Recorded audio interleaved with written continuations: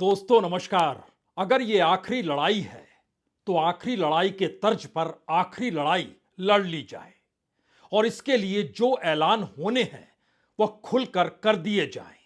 लड़ाई सड़क पर होगी, सड़क के जरिए होगी और तमाम कार्यकर्ताओं को सड़क पर उतरना होगा और तमाम गठबंधन के साथियों को भी सड़क पर ही नजर आना चाहिए और उनकी जुबान पर इस दौर में जो भी मुद्दे जनता के भीतर हैं, उनसे जुड़े हुए जो भी मुद्दे इस दौर में उठ रहे हैं, उसे खुले तौर पर बताने की जरूरत है और ना सिर्फ बताने की, बल्कि अब तो लिखकर यह कह देने की जरूरत है कि हमारी गारंटी यही है।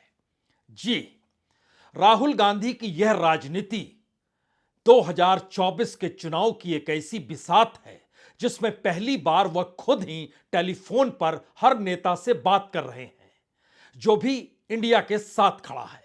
इसी दौर में वह उन मुद्दों को भी मैनिफेस्टो में लाने की कोशिश नहीं, बल्कि उन शब्दों के साथ मैनिफेस्टो के कागज में उसे लिखते हुए बताने की स्थिति में है कि इसको दर्ज करना होगा। दिल्ली में बैठकर यह बात समझ में नहीं आती है, लेकिन जब आप जनता के बीच रहते हैं तो वहां से उठते हुए सवाल शायद इस देश के मैनिफेस्टो का हिस्सा अगर बन जाएंगे तो मैनिफेस्टो हमारा राजनीतिक तौर पर एक ऐसा पर्चा होगा जो खुले तौर पर 2024 के चुनाव में इस पार या उस पार की राजनीति में कूद ही जाएगा। तो वो कौन से ऐसे मुद्दे हैं या वो कौन सी गारंटी है जो तैयार हो चुकी है और जिसको लेकर इंडिया गठबंधन के भीतर भी सहमति है। राजनीतिक तौर पर सीटों के तालमेल में चाहे यह बात अभी तक ना निकल पा रही हो कि बंगाल में कितनी सीटें, महाराष्ट्र में कितनी सीटें, और ऐलान तो जम्मू कश्मीर को लेकर भी होना है, वहां पर भी सहमति बन चुकी है। लेकिन सबसे बड़ा सवाल यह है कि पहली बार सड़क की राजनीति को वह कांग्रेस सबसे ज्यादा महत्व दे रही है जो अक्सर सड़क की राजनीति से दूर रहती थी। और इस दौर में जिस तरीके से रात के 12 बजे तक भी बिहार की सड़कों पर तेजस्वी यादव घूम रहे हैं और जिले दर जिले इस दौर में अखिलेश यादव नजर आ रहे हैं और महाराष्ट्र की राजनीति के भीतर शिवसैनिक गांव गांव और शहर शहर अपनी मौजूदगी और हकीकत में कौन शिव सैनिक है इसे बताने की कोशिश उद्धव ठाकरे के नारे के साथ करने लगे हैं। यह शायद 2024 की एक बिल्कुल नई बिसात है। इस बिसात की पहले पायदान पर जो तस्वीर उभर रही है उसमें वो 5 मुद्दे हैं जिसके आश्रय 2024 के चुनाव को लड़ा जाना है। उस 5 मुद्दों के जरिए इस देश के बाकी तमाम मुद्दे उसके दायरे में आ जाएंगे। यह मानकर कांग्रेस चल रही है, यह मानकर राहुल गांधी चल रहे हैं और इस पर सहमति का ठप्पा इंडिया गठबंधन का भी लगने लगा है। वो कौन से 5 मुद्दे हैं? अगर शुरुआत में इसे समझ लीजिए तो 5 मुद्दे शुरुआत ओबीसी के जरिए हुई थी, उसमें एससी एसटी और माइनॉरिटी जुड़ गया।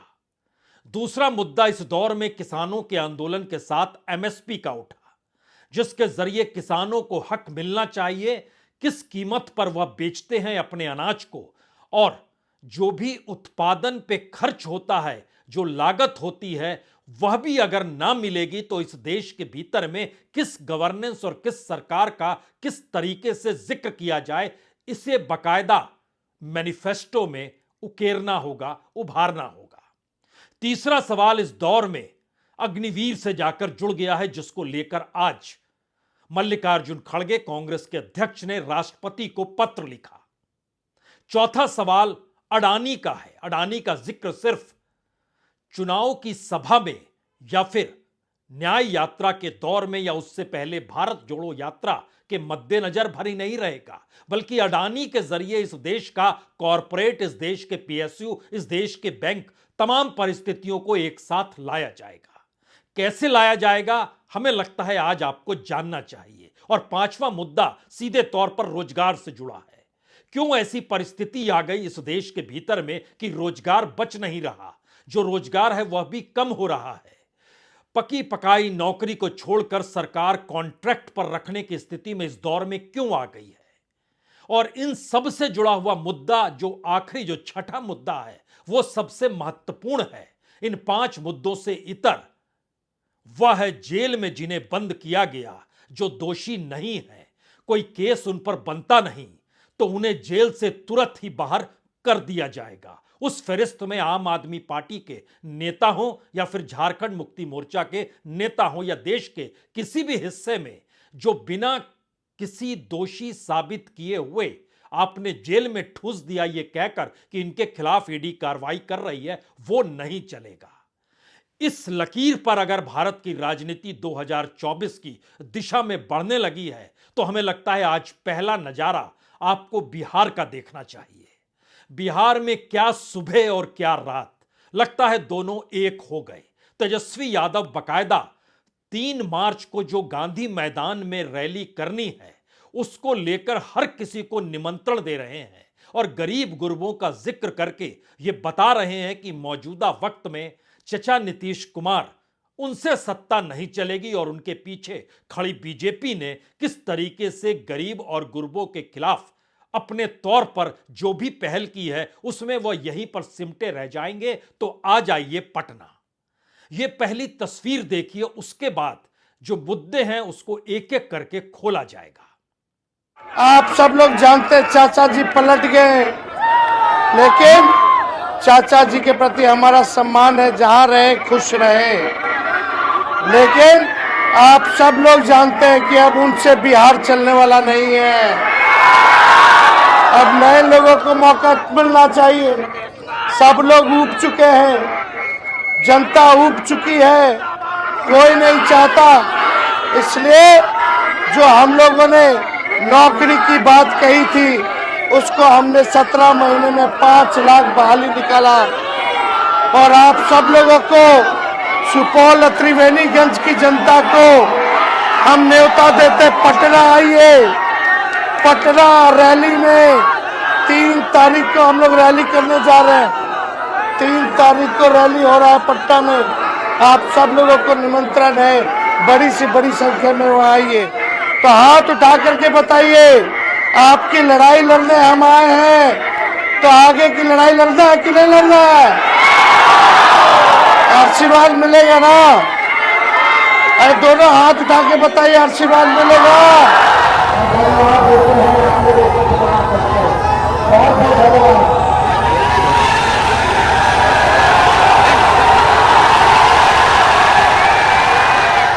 यह तस्वीर रात के 12 बजे की है जो आपने देखा, जहां तेजस्वी यादव अपने हाथों को हिला रहे थे और शोर हंगामा पूरे आसमान में कौंधा रहा था।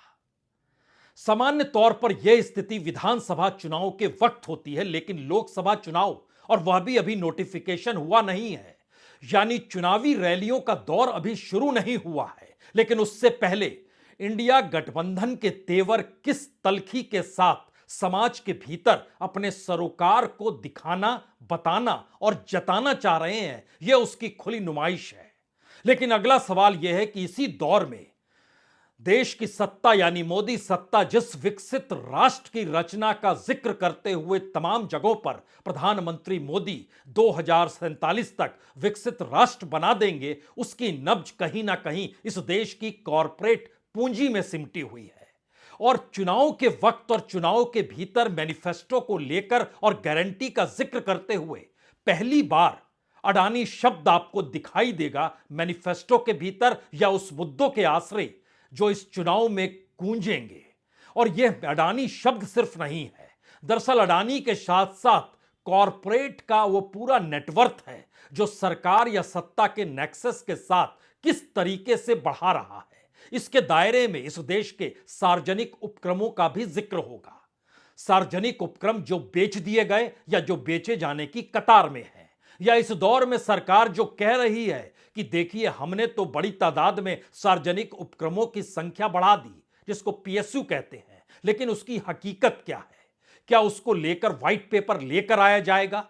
और इस देश के भीतर में निजीकरण जो हुआ, बैंकों का एनपीए जो बढ़ा, जो बड़ी तादाद में कर्ज माफ कर दिए गए जिसको टेक्निकली रिटर्न ऑफ कहा जाता है, इस दौर में कॉरपोरेट का बढ़ता हुआ नेटवर्क हो, यानी ये तमाम बातें अगर चुनावी मैनिफेस्टो के भीतर समा जाएगी तो पहला मतलब इस दौर में यही होगा कि दरअसल इस देश के भीतर में जो अभी तक की राजनीति कॉरपोरेट और पूंजी के आगे नतमस्तक हो जाती थी, वह किसी भी पॉलिटिकल पार्टी की हो, पहली बार वही मुद्दा राजनीतिक तौर पर चुनाव के दौर में उठेगा और मैनिफेस्टो में दर्ज होगा, या इसकी गारंटी ली जाएगी कि अब आने वाले वक्त में इस दिशा में नहीं बढ़ना है। और शायद इसी कतार में पहली बार राष्ट्रपति को जब आप कांग्रेस के अध्यक्ष मल्लिकार्जुन खड़गे ने पत्र लिखा तो इस बात का भी जिक्र किया कि दरअसल यह पैसे की कटौती नहीं है या सरकार के पास पैसा नहीं है, ऐसा नहीं है। बिल्कुल इस देश की सेना को कमजोर करने की स्थिति में यह देश की सरकार खड़ी हो गई है। यानी इस मैनिफेस्टो या गारंटी के साथ कि जिस राष्ट्रवाद का नारा 2019 में पुलवामा के जरिए प्रधानमंत्री मोदी ने वोट मांगते हुए लगाया था कि पहली बार जो युवा वोट दे रहा है वो पुलवामा के नाम पर वोट दे, उसको राष्ट्रवाद के दायरे में बीजेपी लेकर आई। और बार बार यह कहा गया कि नेशनलिज्म से बड़ा कुछ भी नहीं होता है, लेकिन अब उसी सेना को कमजोर करने की स्थिति का मतलब क्या है, इस देश के भीतर में अब उसका कच्चा चिट्ठा कांग्रेस रखने को तैयार है और राहुल गांधी इस मुद्दे को उठाने को तैयार है। और संवाद जो बन रहा है उसमें हर कोई यह मुद्दा उठाए, क्योंकि यह ना सिर्फ सेना से है बल्कि इस देश के युवाओं से है। इस देश के युवाओं में हर बरस तैयार होने वाले लाखों उन युवाओं से है जो राजस्थान के हों, जो हरियाणा के होते हैं, जो उत्तर प्रदेश के होते हैं और बरसों बरस से तैयारी करते हैं कि वह सेना में भर्ती होंगे। उनके जमीन भी किस दौर में खत्म कर दी गई और खुले तौर पर अब कांग्रेस इसे कहने से कतरा नहीं रही है।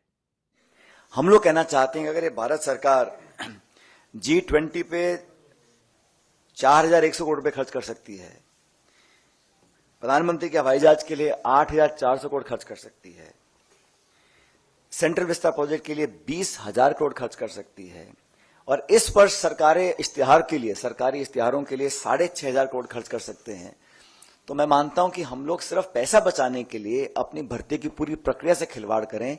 ये भविष्य के लिए, हमारी आंतरिक सुरक्षा के लिए, हमारे भारत की इंटेग्रिटी सिक्योरिटी के लिए कहीं ना कहीं चैलेंज बन सकता है। तो हम तो आग्रह करेंगे कि लोगों को नौकरी दी जाए जिन्होंने सारी परीक्षाएं पास करी थी, लेकिन अग्निवीर के माध्यम से, अग्निपथ योजना के माध्यम से जो बहुत बड़ा खिलवाड़ हो रहा है, देखिए भारत की जो सेना है उसके शौर्य को, उसके पराक्रम को, उसकी मेहनत और जाबाजी जो हमारे सैनिकों के पास है उसका कोई सानी नहीं है। तो कांग्रेस पार्टी उन नौजवानों के साथ है जो भविष्य में सेना के अंदर अपना भविष्य देखते हैं, उन सब लोगों के साथ हैं जो हमारी वर्दी पहनकर सरहदों पर खड़े होकर देश की रक्षा करते हैं। यानी इस देश में एक स्ट्रक्चरल चेंज किया गया है मौजूदा सत्ता के जरिए, और आने वाले वक्त में अगर इंडिया ये गारंटी दे रहा है और ये कहने से चूक नहीं रहा कि हम उसको बदल देंगे, तो मतलब बहुत साफ है कि जो राजनीतिक प्रयोग सत्ता में आने के बाद बीजेपी ने किए उसकी कतार बहुत लंबी है। यह कतार प्राइवेटाइजेशन और मोनेटाइजेशन के साथ चलती है, जिसके दायरे में इस देश का तकरीबन 10 लाख करोड़ से ज्यादा का पूरा मंत्रालयों से जुड़ा हुआ मामला और इस देश के बेसिक इंफ्रास्ट्रक्चर से जुड़ी हुई परिस्थितियां आती है। और इसीलिए अग्निवीर की स्थिति हो या अडानी के जरिए कॉरपोरेट और निजीकरण और बैंक एनपीए का जिक्र हो, तीसरी परिस्थिति सीधे तौर पर इस देश में जो ओबीसी है, जो शेड्यूल कास्ट है, शेड्यूल ट्राइब है, माइनॉरिटी है, उसको मेन स्ट्रीम में कैसे लाया जाए, इसका एक खाका भी तैयार हो रहा है। यानी अपने तौर पर अब राहुल गांधी ये कह रहे हैं कि हम लोगों ने जो जाति जनगणना कराई थी, मोदी सरकार ने उसे तो दफन कर दिया और उसको सामने लेकर नहीं आई, तो क्यों नहीं अब 1-2 कदम और आगे बढ़ाया जाए। और जब जिक्र होता है कि जिसकी जितनी जनसंख्या उसको उतना हक मिलना चाहिए, तो इसकी एक मोटी लकीर आपको मैनिफेस्टो में खींचनी होगी। और ये गारंटी शायद इस देश के भीतर में उस जातिगत राजनीति के ऊपर एक इतनी मोटी लकीर खींच सकती है जिसको लेकर बीजेपी लगातार प्रधानमंत्री मोदी को ओबीसी बताने से लेकर अलग अलग जगहों पर जिस तादाद में उसने गठबंधन किया है, अगर आप उसकी फेरिस्त को समझेंगे तो आप हैरत में आ जाएंगे तो क्या वो पूरी राजनीति एक झटके में ढह जाएगी? हमें लगता है वह पूरी परिस्थिति आपके सामने लेकर आए उससे पहले एक दृश्य देख लीजिए। जिक्र इसलिए महत्वपूर्ण है क्योंकि अब सड़क की राजनीति का जिक्र हो रहा है। बीते हफ्ते जयपुर में छात्र, कांग्रेस से जुड़े हुए छात्र सड़कों पर निकल आए थे और आज पहली बार इस दौर में उड़ीसा के भीतर जो नजारा निकल कर आया वह भी इस बात को उठाता है कि इस देश के युवाओं को साथ जोड़ना है तो संघर्ष आपको सड़क पर करना होगा। जिंदाबाद सड़क पर आगे बढ़ो, हम तुम्हारा साथ है। डॉक्टर अजय कुमार जिंदाबाद जिंदाबाद जिंदाबाद। अरे जैसी मूल्य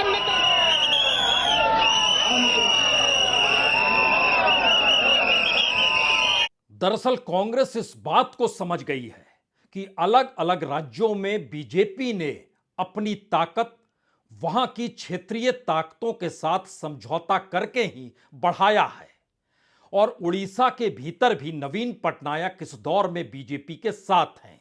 तो विपक्ष के तौर पर जब तक आप सड़क पर नहीं आएंगे जनता आपको पहचानेगी नहीं और आपके निशाने पर जो भी सत्ता के साथ खड़ा है उसके चेहरे को सामने लाना होगा। यह राजनीतिक प्रयोग कर्नाटक में भी हुआ और यह राजनीतिक प्रयोग तेलंगाना के भीतर भी किया गया। दोनों जगह विधानसभा में कांग्रेस की सत्ता आ गई। लेकिन बड़ा महत्वपूर्ण सवाल है, जिन 5 इशू के जरिए गारंटी का जिक्र है या सीधे तौर पर जिन मुद्दों का ऐलान मैनिफेस्टो के जरिए होने वाला है, उसके दायरे में सिर्फ इतना भर नहीं है कि वो अग्निवीर है, वो अडानी का जिक्र है या फिर वो एम्प्लॉयमेंट या ओबीसी का जिक्र है या किसानों का जिक्र है। पहली बार उसके साथ संदेश समाज के भीतर की उस राजनीतिक नब्ज को पकड़ने का भी है जहां पर बीजेपी की अपनी ताकत नरेंद्र मोदी नहीं है। यह बताने की स्थिति में इस दौर में इंडिया को आना होगा क्योंकि अलग अलग राज्यों के भीतर अगर गठबंधन की स्थिति देखिएगा तो बीजेपी किसी भी राज्य में अपने बूते चुनाव अगर लड़ रही है तो वो आपको गुजरात नजर आएगा। इसके बाद आप सोचेंगे कहां पर कौन सी पार्टी के साथ बीजेपी खड़ी है जो उसकी ताकत बनी हुई है, तो उसकी एक लंबी फहरिस्त है। उत्तर प्रदेश के भीतर उनके साथ आरएलडी ये तो अभी हाल में शामिल हुई, निषाद पार्टी साथ में, अपना दल साथ में, एसपी एसपी साथ में। बिहार के भीतर नीतीश कुमार तो अब शामिल हुए, इससे पहले मांझी की हम हो या एलजेपी हो जो रामविलास पासवान की थी, या बटी हुई पार्टी आरएलजेपी हो या फिर वीआईपी पार्टी हो, वह भी बीजेपी के साथ है। महाराष्ट्र के भीतर तो शिवसेना टूटी हुई और एनसीपी टूटी हुई, दोनों साथ को लाकर खड़े हो गए। आरपीआई पहले से मौजूद है। हरियाणा के भीतर जेजेपी साथ में है। आंध्र प्रदेश के भीतर टीडीपी यानी चंद्रबाबू नायडू का साथ लिया, वहां पर जनसेना पहले से साथ में है। कर्नाटक में देवगौड़ा को साथ ले लिया। गोवा में गोमांतक पार्टी साथ आ गई। तमिलनाडु में डीएमके साथ है। यानी बीजेपी जिस सामाजिक प्रक्रिया के साथ वोटों के समीकरण को अपने अनुकूल करती है उसमें उसको क्षेत्रीय ताकतों की जरूरत है और क्षेत्रीय ताकतों को 1, 2, 3 सीट उससे ज्यादा नहीं, उस स्थिति में लाकर उसको संसद तक पहुंचाया जा सकता है। यही समझौता अपने तौर पर होता है। लेकिन जब समाज के भीतर के मुद्दों को कोई राजनीतिक दल यह कहकर खंगालने लगे कि दरअसल उस समाज के भीतर अगर किसानों को एमएसपी नहीं मिल रही है, मजदूरों को अगर न्यूनतम मजदूरी नहीं मिल रही है, अगर युवाओं को, और वह भी सेना में शामिल होने वाले युवाओं को अग्निवीर के जरिए सिर्फ 4 बरस की नौकरी और उसके आगे पीछे कुछ भी नहीं और उसकी संख्या भी कम हो गई, इस तादाद में अगर युवा आकर खड़ा है और बेरोजगारी का आलम इस देश के भीतर में मैन्युफैक्चरिंग सेक्टर के ऊपर भी आकर पड़ गया जहां पर वह भी डगमगाने लगा और इस देश के मैन्युफैक्चरिंग सेक्टर से जुड़े हुए जो उद्योगपति थे उन्होंने भी बैंकों से कर्ज लिया और कर्ज नहीं लौटा पाने की एवज में सरकार ने उसको माफ कर दिया।